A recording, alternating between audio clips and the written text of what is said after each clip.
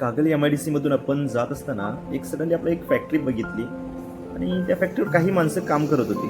त्यासाठी आम्ही गाडी थांबून जरा बघायचा प्रयत्न केला की ते एक्झॅक्ट चाललंय काय.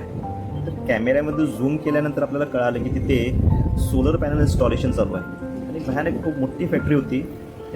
त्यामुळे आपल्याला ते जरा इंटरेस्टेड वाटलं. त्यासाठी आम्ही त्या फॅक्टरीत जायचा विचार केला. त्या फॅक्टरीत जाऊन त्या फॅक्टरीतलं लाईट बिल किती येतो आहे आणि कसं काय आहे आणि जरा बघायचंच म्हणून आपण काय केलो, सरळ फॅक्टरीतच गेलो.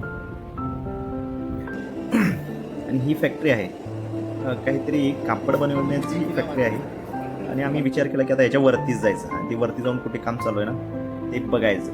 आणि हे बघा, आता हे आपण वरती आलो आहे आणि इथे काम चालू आहे. या दोन्ही साईडला हे पॅनल बसणार आहे.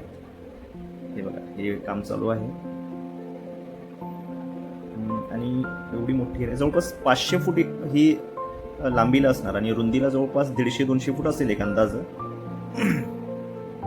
पण आम्ही लाईट बिल विचारलो आहे ना, तर 40 लाख रुपये प्रत्येक महिन्याला ह्यांचं लाईट बिल येतोय. यासाठी यांनी हा इन्स्टॉलेशन.